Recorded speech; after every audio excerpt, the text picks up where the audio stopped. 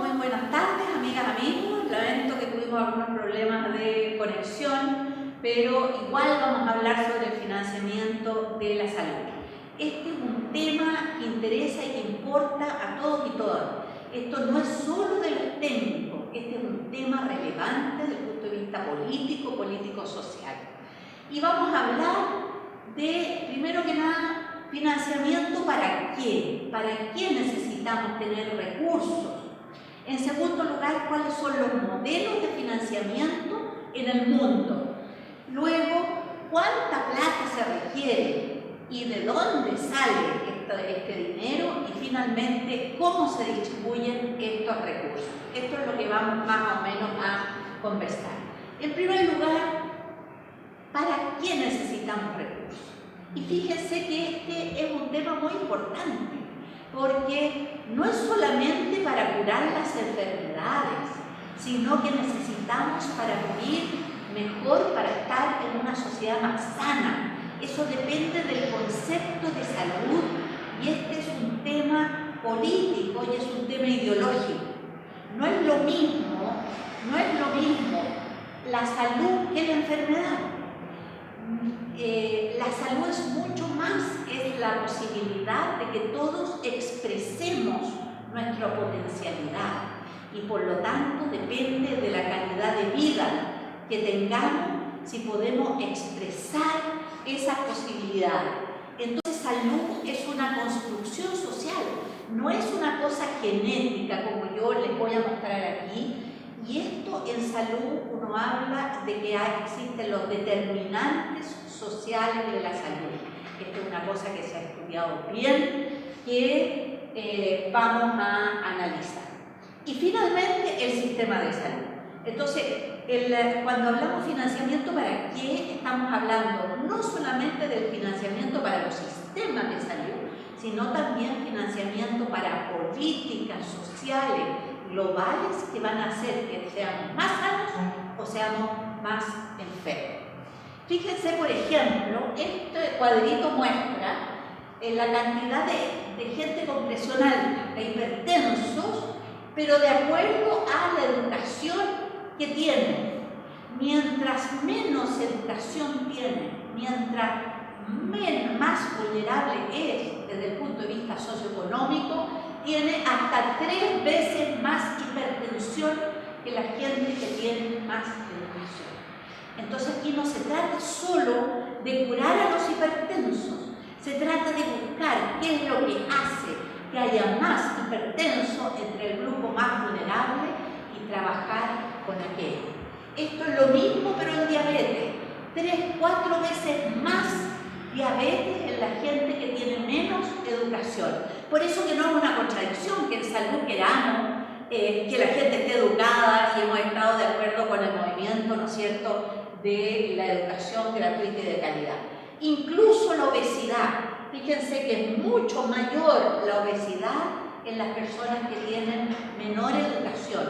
Se usa la educación como un proxy de los ingresos socioeconómicos. En nuestro país hay mucha correspondencia de aquello y es muy difícil en una encuesta preguntarle cuál es el nivel socioeconómico, pero ya vamos a ver. Por ejemplo, también depende de dónde vivamos en Chile. No solamente depende del nivel socioeconómico, qué salud vamos a tener, sino también de en qué territorio estamos. Y fíjense que los territorios del año 94 y 98 que tenían peor salud estaban básicamente en la 8ª y la 9ª región. Tienen mayor posibilidad de muerte antes la gente que vive en los territorios de la 8ª y la 9ª. Esto muestra lo mismo por las distintas regiones, pero una comparación del año 97 y del año 2014. Ha mejorado la situación, no es que estemos igual, ha mejorado y la distancia se ha acortado, pero todavía hay desigualdades territoriales que son importantes. Este cuadrito, por ejemplo, muestra los embarazos adolescentes. Y fíjense que estas son de cada 100 chiquillas que tienen, de cada 100 mujeres que tienen hijos, ¿cuántos tenían menos de 19 años? Y estas son las comunas ricas de Santiago, donde 1, 2 de esas mujeres eran menores de 19 años. En cambio, en comunas populares llegaba a ser el 21%. Esto felizmente ha ido disminuyendo, ha ido mejorando. Desde hace 10 años se ha ido controlando, hemos disminuido el número de embarazos adolescentes, pero todavía las desigualdades son una cosa relevante. Y fíjense que esto es lo que muestra la última encuesta CASEL. La encuesta CASEL es la que mide la pobreza, ¿no es cierto? Y mide otros elementos también, tiene un apartado de salud muy importante.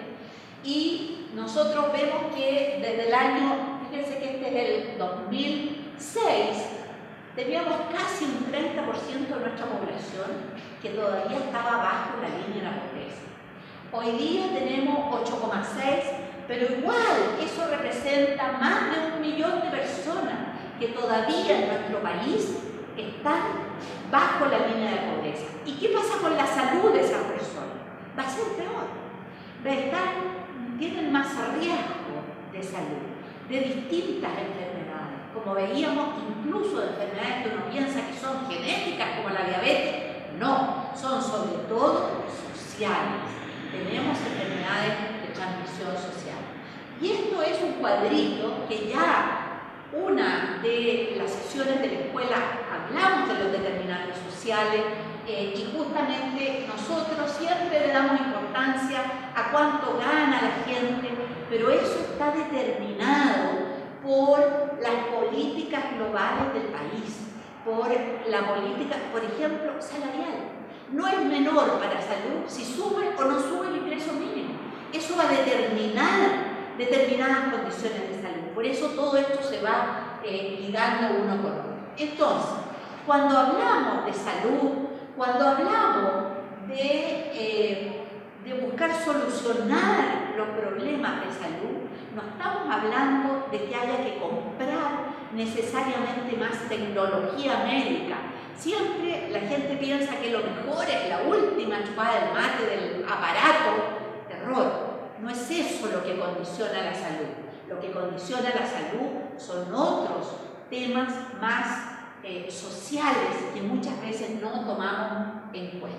Entonces, ¿para qué queremos recursos? Queremos recursos para políticas públicas macro que van a redundar en salud. Por ejemplo, que actúen sobre los determinantes sociales. En el primer gobierno de la presidenta Bachelet se hizo un programa que se llama Chile Crece Contigo, que es un programa sobre la infancia, que aborda desde distintos ministerios el trabajo con los niños. Porque fíjense que los niños, la encuesta de salud, no sé si ahí molesta al chiquillo ahí para... las encuestas de salud del año 2006 nos hablaban de que los niños de los niveles socioeconómicos más bajos no tienen el mismo grado de estímulo, no tienen el mismo grado de desarrollo, que era distinto. El 2006 era muy de 39 versus 15 o 14 en el nivel socioeconómico más alto. Entonces, cuando uno habla de la educación pública, de la educación, por ejemplo, de la educación de la admisión con los colegios municipales, uno dice, la educación es mala. Perdón, los niños llegan distintos, ya con una distinta, incluso a los 4 o 5 años ha habido una manera de vivir distinta. Por eso se crea el Chile Crece Contigo. Fíjense que se crearon bibliotecas de juego. Los niños en nuestros campos no tenían juegos que permitieran el desarrollo. Eso es salud, eso es la posibilidad de desarrollo y no solo de la enfermedad. Entonces, con una preocupación especial por las desigualdades, y esto es lo que en salud se llama salud en todas las políticas. Por ejemplo, si nosotros tenemos un alto grado de una concentración de viviendas sociales hacinadas, sin parque, sin plaza, sin posibilidad donde los jóvenes se junten, donde los mayores salgan a caminar, la situación de salud de esa población se va a deteriorar. Entonces tiene que ver también con las políticas de vivienda, por cierto, de trabajo, ¿no? Y también necesitamos recursos para que eso se trabaje en las comunas, para que haya desarrollo local más integral, lo que nosotros llamamos la promoción de la salud, que no es la enfermedad, es la promoción de la salud. Entonces, veíamos que el objetivo, algo pasó con la luz, parece. El objetivo, entonces, de tener financiamiento no es solo recuperar la enfermedad, sino que es promover la salud, promover políticas sociales macro y micro, porque también esto, ustedes lo van a entender perfectamente cuando yo les cuente el siguiente cuento.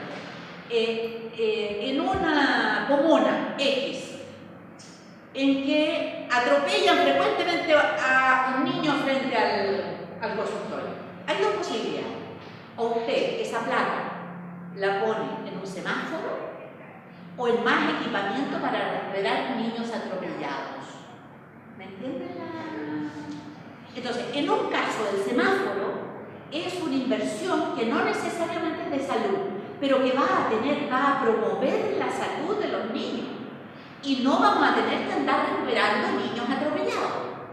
Entonces, esto es muy importante, esa visión de anticiparse al problema y de que los problemas no es solo que el niño atropellado, ¿cómo se atiende? Por supuesto que hay que atenderlo si es que llega a atropellar, pero el ideal es que tengamos un semáforo, una cebra, le enseñemos a los niños, en fin, hay distintas maneras, no necesariamente el semáforo.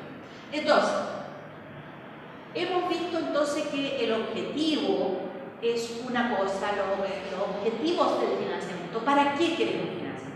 Y ahora vamos a ver cuáles son los modelos que se usan en el mundo para distribuir este financiamiento. Básicamente hay 4 como modelos. Primero es el modelo del Sistema Nacional de Salud, más parecido a los ingleses, se llama el paradigma inglés.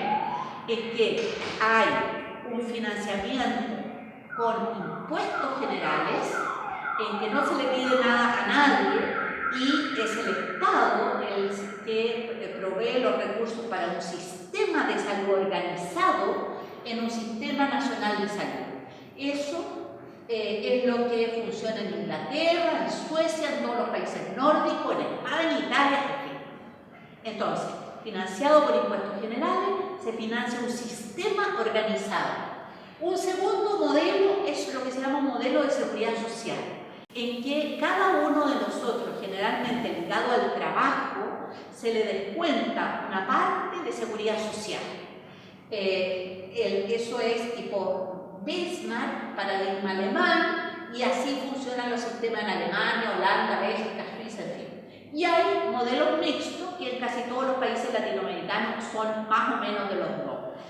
Ya vamos a ver cómo funciona en Chile. Y finalmente, uno que es el paradigma de Estados Unidos, en que en Estados Unidos se destinan muchos recursos a salud, pero sin ninguna organización. Y básicamente en un sistema privado, pese que hay financiamiento público, pero se distribuye a proveedores privados que hacen una desorganización y ya vamos a ver las consecuencias de esto.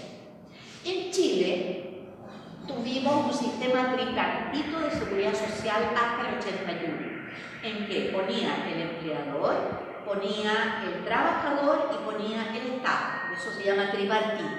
Esto se acaba el año 81 y probablemente la mayor desgracia que nos pasó en esa época fue esto de que antes todos poníamos de manera solidaria a un único sistema. Y de repente nos dijeron, no, esto ahora es individual, es suyo. Y usted decide si lo pone en un ISAPRE o lo pone en FONASA. En primer lugar, no todos podemos decidir, porque a la mayoría no nos aceptan en FONASA, a unos por viejos, otros por enfermos, en fin, por distintas causales. Y fíjense que antiguamente se cotizaba el 2%, el trabajador ponía el 2%, después se subió a un 4%, a un 6% y finalmente a un 7%. ¿Por qué? Porque durante toda la época de la dictadura se privilegió sostener estos modelos privados de financiamiento y se buscaron las maneras de que no perdieran plata. Y entonces se aumentó la cotización del trabajador hasta un 7%, y además en esa época, por ejemplo, alegaban las ISAPRES porque las mujeres tenían licencias maternales. Entonces el Estado le sacó la obligación de la licencia maternal y pasó a financiar el Estado. Todo esto en la búsqueda de preservar el negocio de la salud privada. Y fíjense que incluso hasta el año 96 el Estado le pasó plata a las personas para que se fueran a las ISAPRES. Le ponía un 2% adicional. Si a usted con su 7% no le alcanzaba, el Estado le ponía plata para que usted se fuera a la ISAPRE, para que se fuera del sistema público, para que ya no estuviera en el sistema solidario. En democracia, bueno, se terminó este subsidio, hubo más regulación de las ISAPRES, una obligación de cubrir, porque antes no tenía ninguna regulación, y hoy día lo que tenemos es lo que se llama un sistema dual, o sea, básicamente dos sistemas, hay más, pero básicamente dos, con una predominancia del sistema público. Pese a todo, hay gente que en nuestro país no tiene cobertura de salud y hay una gran discriminación para ingresar a las ISAPRES. A usted le piden, fíjese que es un seguro de salud, y le piden una declaración de salud para ver que no esté muy enfermo, o que si tiene alguna enfermedad no le cubre. ¿Ah? Entonces es la locura del sistema privado. ¿Y qué es lo que pasa hoy día? Hoy día, de acuerdo a la última CACEN, que es la del año 2007, el 78% de nuestra población está en FONASA, está en el sistema público solidario, y menos del 15% está en ISAPRE. Y yo quiero mostrarles este grafiquito que muestra de los afiliados a uno y otro sistema quiénes son. Los en azulito son los del sistema público y los rojitos son del sistema privado. Esto está dividido por cada 10%, un decil se llama, de ingreso socioeconómico. O sea, solo en el 10% más rico de la población, la mayor parte está en FONASA. Uno, si ve el diario, parece que todo el mundo estuviera, en ISAPRE. Todo el mundo estuviera en ISAPRE. Error. Solo el 10% de la población más rica, la mayor parte está en ISAPRE, incluso así el 25% está en FONASA. ¿Por qué están en FONASA? Porque son viejos, porque son enfermos, y no los acepta las ISAPRE porque con ese nivel de ingreso probablemente habrían buscado, bueno, algunos ideológicos también nos mantenemos. Bueno, la OECD, este club de países ricos, tiene unos cortes respecto a salud, así como que tiene respecto a distintos sectores de la sociedad. Y fíjense que en Chile, este es el acceso a servicios de salud. Chile está en rojo respecto, porque no todo el mundo tiene acceso, porque está ligado al ingreso. Si bien FONASA tiene un sistema en que usted puede adscribirse, si no tiene ingreso, hay una cierta capa de gente que tiene más dificultades y no tiene un 100% de cobertura, sino que como país, sino que un 92%. Y una gran crítica, que también nos tiene en rojo, es que la gente pone mucha plata de su bolsillo. El gasto de bolsillo es mucho más alto que en el promedio de la OECD. Pero cuando hablamos del financiamiento para un sistema de salud, no solamente hablamos de cuánta plata o cómo se distribuye la plata o de dónde viene, como lo que acabamos de ver, sino que también tenemos que cómo se organiza y cómo se entregan los servicios también es relevante. Yo les comentaba el caso de Estados Unidos, y aquí lo vamos a ver. Fíjense que aquí en los últimos años la mayor parte de los países han ido mejorando la expectativa de vida, Chile también. Quiere decir que la gente que hoy día nace vive mucho más que lo que vivía hace 30, 40 años. Entonces, todos estos países, todos han ido subiendo la expectativa, y esta es la expectativa de vida, y todos van subiendo la expectativa de vida. Pero fíjense que, y este es el gasto per cápita en salud. Entonces, expectativa de vida versus gasto per cápita. Y ustedes ven que la mayor parte se comportan aquí, y este se escapa, este es Estados Unidos, en que gasta pero 4 o 6 veces más que el resto de los países, pero sin ninguna organización. Y eso hace mucho la diferencia. Este otro grafiquito muestra lo mismo, que es el ingreso per cápita, pero están aquí todos los países, y aquí la expectativa de vida. Fíjense que Chile tiene una alta expectativa de vida con muy pocos recursos ocupados, gastados.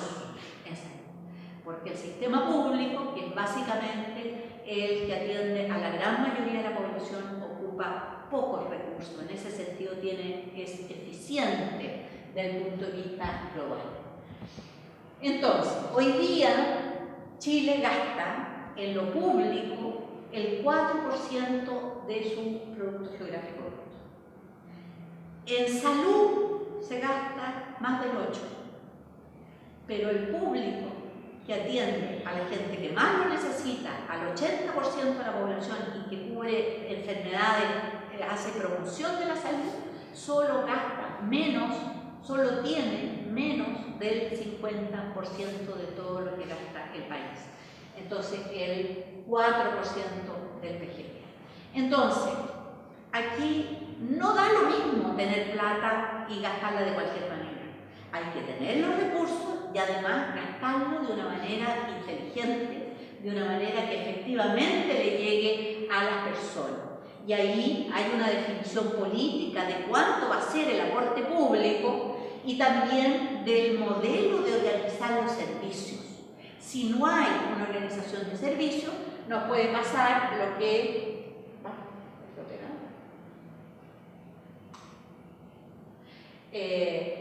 lo que pasaba acá, en que Estados Unidos gastaba muchísimo sin aumentar. Fíjense que nosotros tenemos más expectativa de vida que el promedio en Estados Unidos.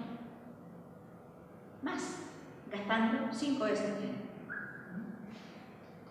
Bien. Esto es cómo ha ido variando en el tiempo la cantidad de recursos que ocupa el país y cómo el gasto público versus el gasto privado. Fíjense que en 2016 gastábamos alrededor de un 8,5% del PGB en salud. Pero de ese, un 4,2% se ocupaba para los privados, que son poquitos, y un 4,3% apenas para todo el sistema público.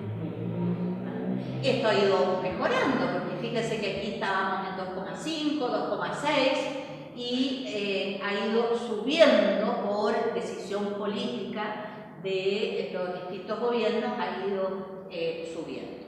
Y acá tenemos una comparación de lo que es el PIB, el crecimiento del gasto público en salud, en porcentaje, y aquí el PIB. Ustedes pueden ver que esto es, por ejemplo, HL1, donde hubo un fuerte incremento del gasto en salud pública, y también desde el 14 en adelante, porque aquí está solo hasta el 2015, ahí había una decisión política de fortalecer el sistema público, y esto se evidencia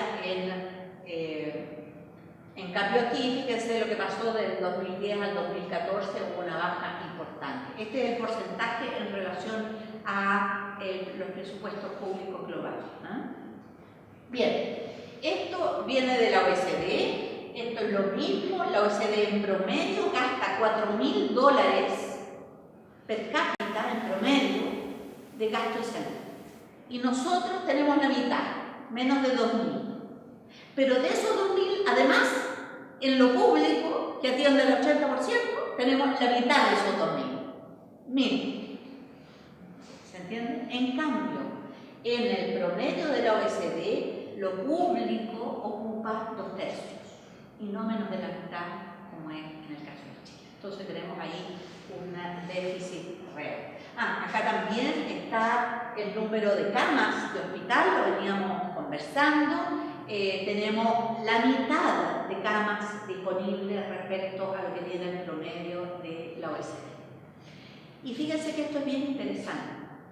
Se ha visto que el aumento del gasto en salud se correlaciona muy directamente con el aumento de la expectativa de vida.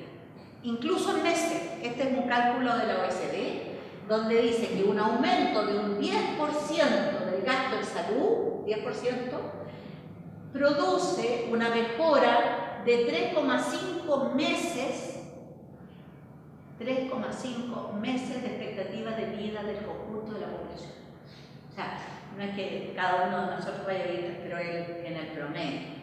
El aumento del ingreso socioeconómico de las personas y la educación son otros elementos relevantes a la hora de aumentar la expectativa de vida. Este es el gasto de bolsillo, que ustedes lo sabrán mejor que yo, que se pone mucho. Entonces, una cosa es cuánta plata se requiere.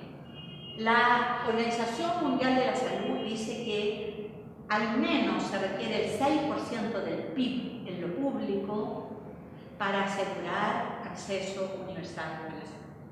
Y nosotros nos falta como el 50%. Es para que tengamos los problemas que hoy día tenemos en el sistema público, existen, pero tenemos un déficit también de recursos. Pero esto también exige una mayor eficiencia del sistema público, y eso ha significado una organización que yo creo que es un gran activo de nuestro país. Nosotros tenemos una organización del sistema público. Por ejemplo, aquí veíamos, estamos en Antofagasta, cuando fue el terremoto de Tocopilla. ¿Escucharon quizás ustedes de que hubo epidemias en la zona? No. O para el terremoto del 2010, no hubo epidemia. Todo estuvo controlado. Claro, hubo hospitales que se cayeron, pero no hubo amenazas a la salud, porque tenemos un sistema que independiente, las distintas localidades tienen sus poblaciones a cargo. Es lo que llamamos nosotros una red asistencial que tiene a lo largo del país más de 2.000 establecimientos de atención primaria, donde se divide todo el país en pedacitos y en poblaciones, y que cada uno de ellos está preocupado de esa población. Entonces aquí en la zona de María Elena, en la zona de las distintas zonas, hay un equipo de salud que está a cargo de una determinada población y que se preocupa de las vacunas, de conversar con los profesores, y que debiera hacer más promoción de la que todavía hacemos, pero en fin, está la estructura en que no todo se aglomera en el hospital, sino que se va a la atención primaria y de ahí lo que corresponde al hospital. Eso es una organización de un sistema que nosotros llamamos de redes basadas en atención primaria, insertas en los territorios, a cargo de poblaciones, en que el desarrollo local es muy relevante porque es allí donde se da la vida de las personas, el trabajo de las personas. Y estas condicionantes que hablábamos al comienzo se manejan mucho en lo local, mucho en los gobiernos locales, tienen que ver con cómo vivimos, nos desarrollamos en las distintas zonas en que vivimos. Entonces, tenemos una red con atención primaria, con territorio y población a cargo, que tiene que hacer un continuo de la atención también para la recuperación, pero no solo para la recuperación de la enfermedad, sino que también para promover mejores condiciones de vida. Pese a todos los problemas que tenemos y la falta de atención especialmente en especialidades en el sistema público, fíjense que con mucho menos recursos, esto es de la CACEN 2017, donde hay una comparación, la gente que necesita médico en ISAPRE, en los últimos 3 meses le preguntan, ¿accedió o no? Sí, accedieron entre el 94 y el 95% de las personas que creyeron necesitar médico, lo obtuvieron. Y en el sistema público, fíjense que 93,7 en la última CACEN del 2017. O sea, el acceso en general en el país, pese a los déficits que tenemos. Entonces, Tenemos una insuficiencia de gasto en el sistema público. Hoy día existe un bajo gasto, ya le hablaba yo del 6%, y además la población es la de mayor riesgo, porque son las personas mayores, y ahí es donde se produce el gasto. Cuando usted es joven y tiene buen sueldo, cotiza en un ISAPRE, y después, cuando le jubila, la jubilación le baja a 1/3 de lo que tenía antes, ya no puede seguir pagando esa cantidad en ISAPRE, se va a FONASA. Y es en ese momento en que se van a producir el gasto en salud. Mientras fue joven, le pasó toda la plata al ISAPRE y la ISAPRE no contribuyó en nada. Entonces, necesitamos más recursos y necesitamos más recursos también en atención primaria. Hoy día solo 1/4 de los recursos del sistema público van a la atención primaria y eso se requiere aumentar. Entonces, el sistema privado, porque una cosa es cuántos recursos tenemos y después cómo se distribuye, cuánto recibe Antofagasta, cuánto recibe las distintas localidades. Entonces, en el sistema privado, las ISAPRE le pagan a los que hacen las acciones básicamente por prestaciones que se llaman. O sea, si usted operó una apendicitis, le va a pagar a la clínica por los días de hospitalización. Eso se llama por prestaciones. Eso, desde el punto de vista de salud, es muy ineficiente. Es una manera cara. Usted tiene que tratar de decir, a ver, por la solución de este problema vamos a pagar X y no solo por prestación. Entonces, el sistema privado por eso tiene un aumento de costo muy importante y una ineficiencia. En el sistema público es distinto, la atención primaria recibe lo que se llama un per cápita. Es decir, si ¿qué comuna chica tenemos por aquí en Antofagasta? Sierra Gorda. ¿Ah? Sierra Gorda.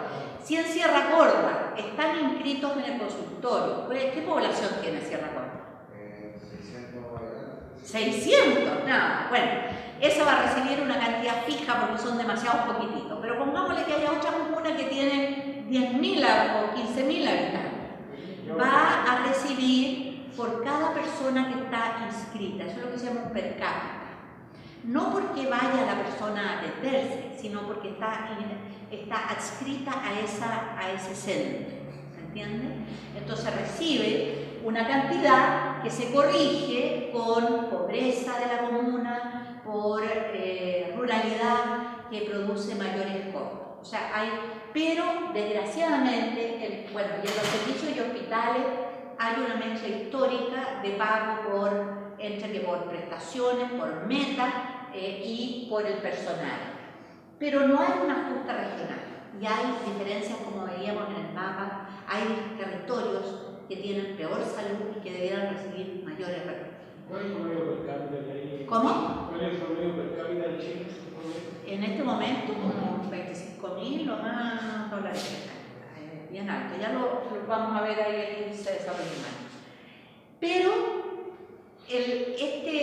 por ejemplo, para la atención primaria, que se financia por per cápita, las comunas, que son las que manejan la atención primaria, salud es bastante descentralizado, entonces las comunas son las que manejan la atención primaria bajo la indicación de los servicios y del ministerio. Y tiene algunos correctores, pero no alcanza a suplir la desigualdad que existe entre las comunas en nuestro país. Y ese es un gran desafío. Fíjense que ustedes saben que no solamente se miden los per cápita desde el punto de vista país hoy día para evaluar el desarrollo, sino que también otros elementos que se llaman el índice de desarrollo humano considera salud, educación e ingresos. Nuestro país tiene el año 2017 el índice de desarrollo humano más alto de toda Latinoamérica, que es de 0,84, pero fíjense que si uno desagrega por salud, educación e ingreso, salud es lo que tira para arriba el índice de desarrollo humano.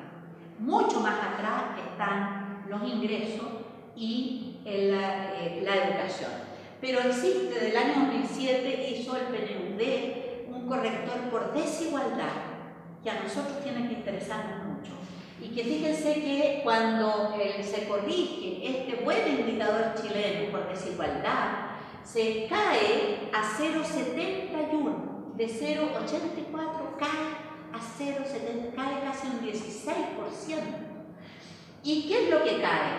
Sobre todo caen los ingresos, porque la desigualdad del ingreso en nuestro país, el 1% más rico recibe, ¿no es cierto?, la gran parte de la torta. En cambio, la gran masa de los y las habitantes de este país no recibe la misma cantidad. En la educación se cae un 7,5 y en salud cae también menos, 6,1, pero también cae. Es decir, todavía tenemos graves problemas de desigualdad. Entonces, si tuviéramos un financiamiento solidario, ¿cómo nos gustaría distribuirlo? Seguramente tendría que haber una distribución que tenga que ver con estas condiciones de vida que hablábamos y una distribución de recursos más descentralizados en las distintas regiones que tienen distintos niveles de requerimiento y condicionantes. Entonces, tenemos de salud una reforma pendiente, porque hoy día tenemos lo que se llama un sistema dual. Tenemos dos sistemas, tanto desde el punto de vista de la organización de servicios como desde el punto de vista del financiamiento. Desde el punto de vista de la organización de servicios, tenemos un sistema organizado, que son estas redes basadas en atención primaria, y un sistema que no tiene organizaciones como Estados Unidos, con la ineficiencia de Estados Unidos, ¿no es cierto?, donde no hay ninguna organización de servicio y cada uno va al médico que le parece o que no existe organización. Y en el tema de financiamiento tenemos un sistema solidario. En el FONASA, los que aportamos el 7%, aportamos un poco menos de la mitad de ese 4% que dispone el FONASA. O sea, lo que aporta el Estado es un poquito más del 2% del PGB, porque el resto del FONASA lo aporta la gente que está en el FONASA.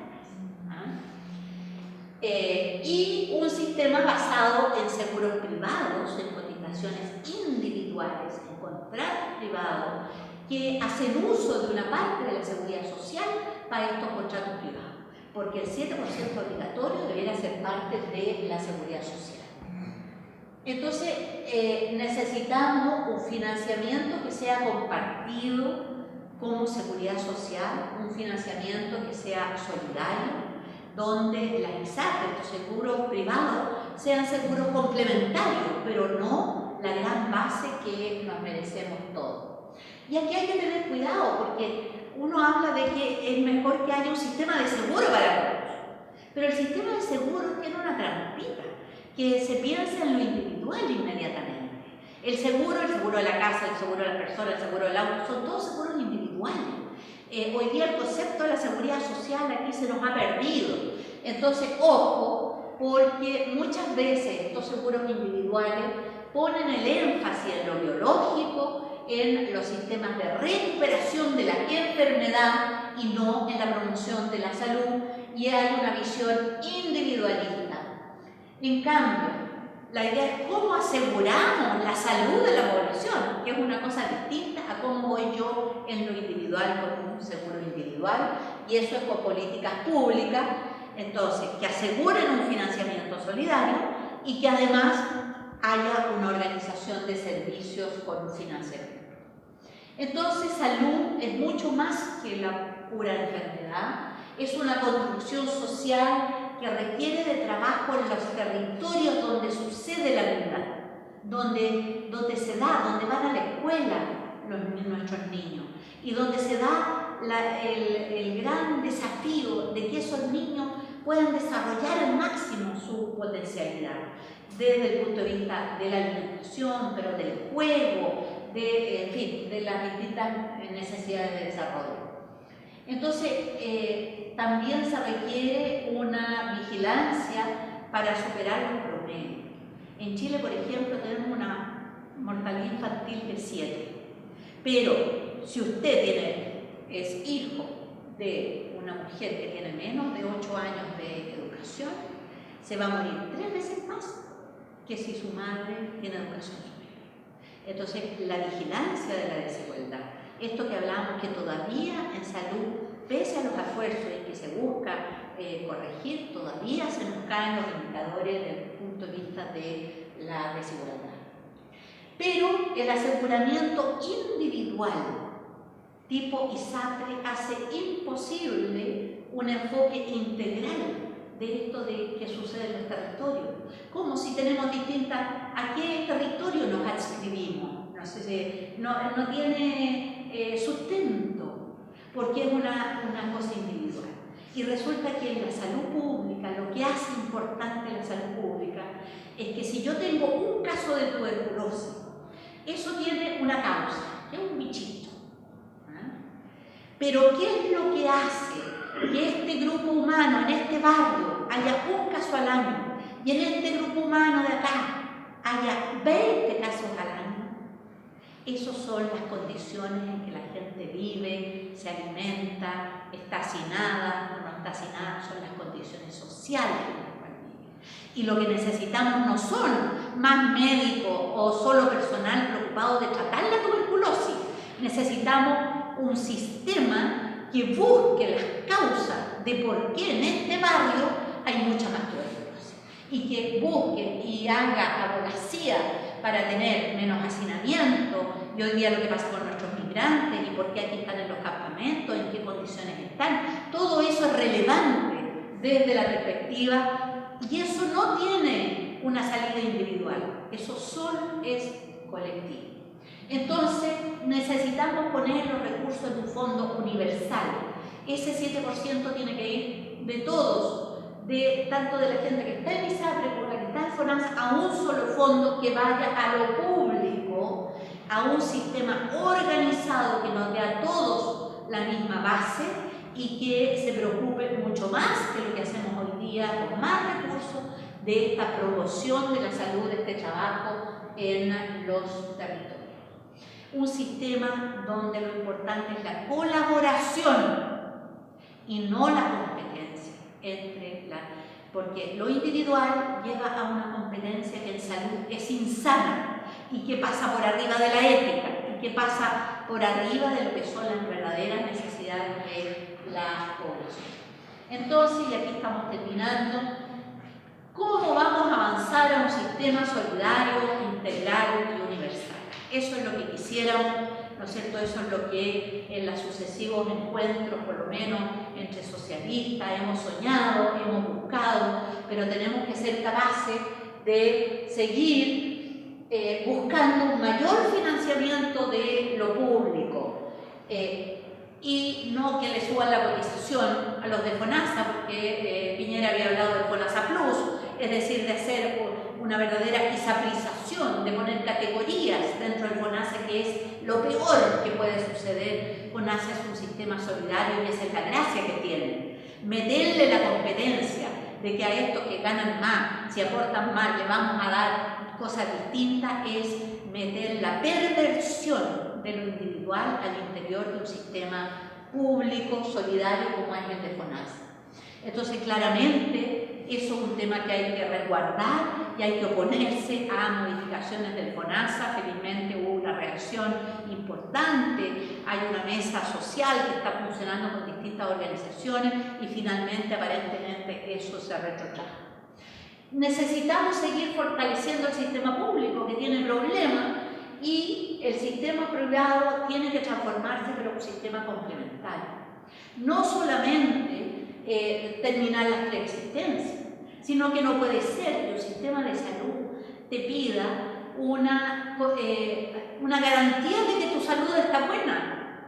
O sea, eso es de lo individual, pero la seguridad social nació justamente para, antes de enfermarse, para buscar tener una cierta seguridad que las ISAPRE no están dando. No es tolerable que haya selección de riesgo desde el punto de vista sanitario, porque para ser justo tiene que ser universal, tiene que ser para todos y todas la misma situación de salud. Debe ser integral, que considere no solamente la enfermedad, sino que la salud, y tiene que ser solidario. Y para terminar, Salvador Allende tiene un libro muy bonito que se llama La realidad médico-social chilena, del año 39. Y fíjense que aquí yo quisiera leerle este pedacito donde dice: debemos lealmente declarar que todas aquellas medidas médicas que se tomen solo podrán rendir un provecho efectivo si se adoptan resoluciones económicas financieras que permitan elevar el estándar de vida de nuestros conciudadanos. Cuando hablamos de los determinantes sociales, no estamos hablando de una cosa novedosa, estamos hablando de lo mismo que ya Allende consideraba en el año 39. Se puede afirmar que las bases fundamentales que determinan el bienestar y el progreso de los pueblos son un buen estándar de vida, condiciones sanitarias adecuadas y amplia difusión de la cultura en los medios populares. Es decir, cómo vivimos, cómo nos desarrollamos. Eso es la salud, no es la mera recuperación de la enfermedad.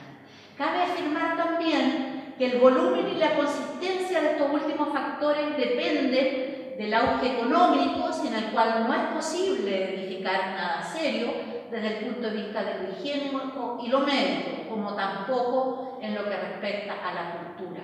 Porque no es posible dar salud y conocimientos a un pueblo que se alimenta mal, que viste andrajos y que trabaja en un plano de inmisericordia y explotación.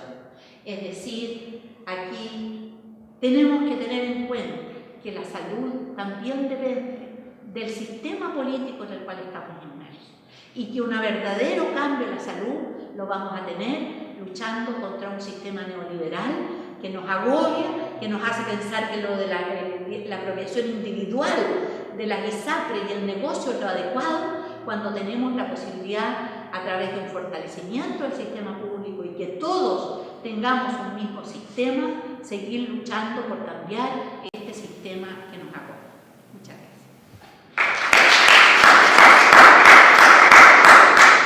El Producto Geográfico Bruto es todo lo que se produce en Chile, o las empresas chilenas, todo lo que se produce, eso es el PGB, es el PIB, es lo mismo que el PIB. Es lo mismo que el PIB.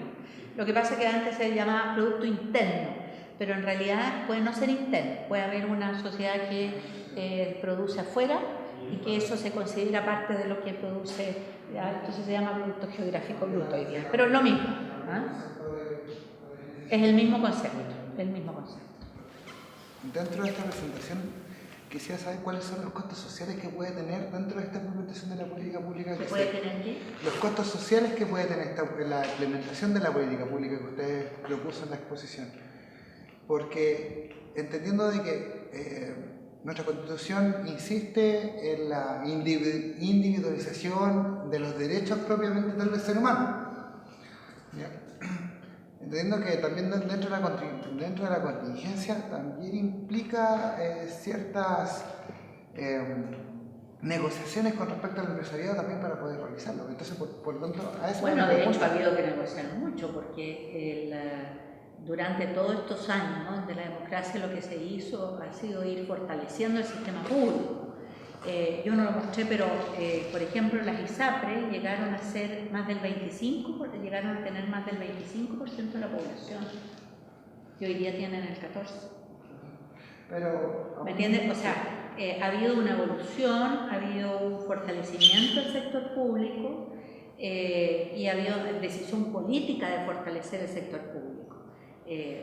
Por todas estas razones que yo estoy señalando.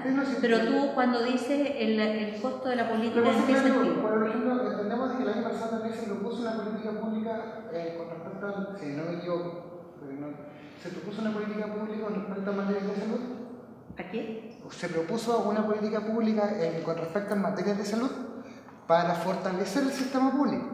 Las construcciones. La construcción, las edificaciones, pero eso también equivaldría también a una, como usted decía en la exposición, una igualdad de derechos entre todos los ciudadanos. Y hubo una controversia generalizada con respecto a la opinión pública. O sea, decía, ¿cómo yo voy a...? Lo que pasa es que hay un porcentaje de la población que se siente privilegiada, que está en las ISAPRES y que muy difícilmente va a ceder su privilegio de llevar ese 7% que en realidad es parte de la seguridad social a ponerlo en su conjunto. Esa es una pelea cultural que tenemos que dar. Por lo tanto, hay que implementar políticas de concientización para poder generar... ¿Cómo? Hay que proponer políticas de concientización. Sí, por supuesto. O sea, yo creo que efectivamente si no hay una lucha cultural por lo solidario, por lo colectivo, de entender que salud no es solo la enfermedad es el negocio.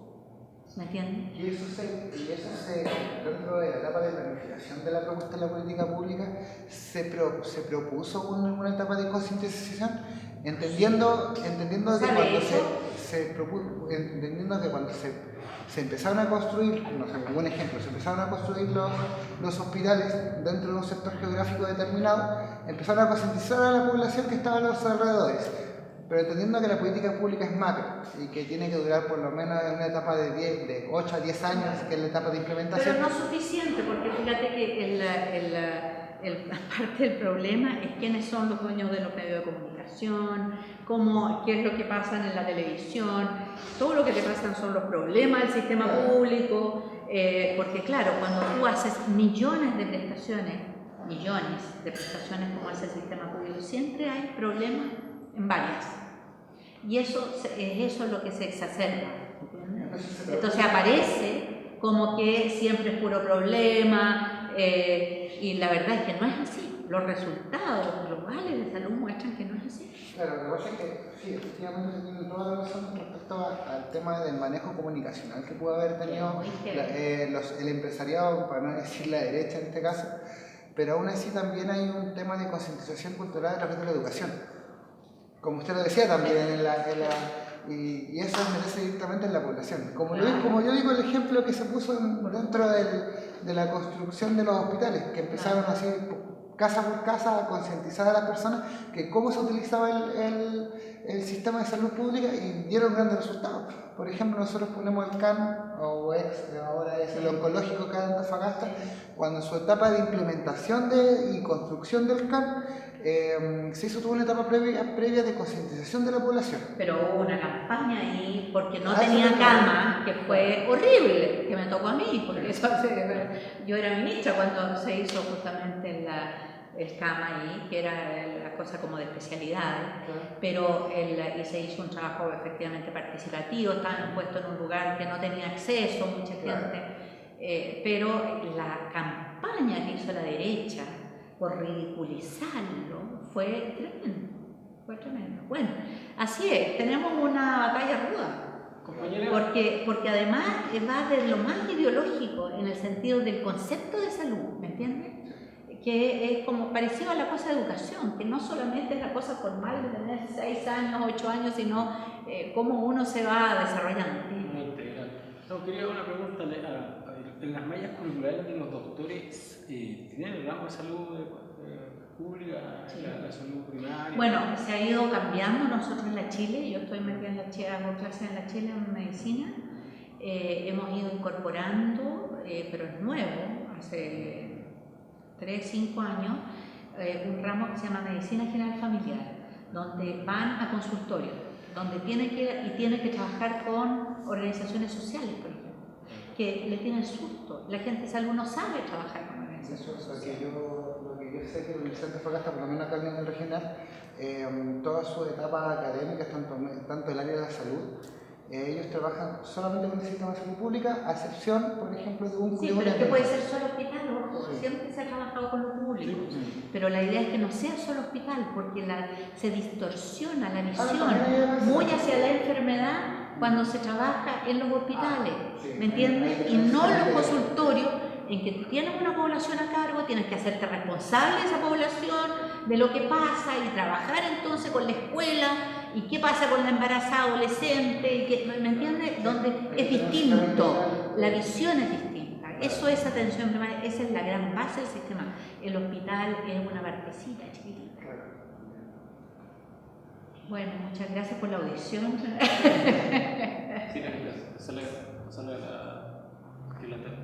También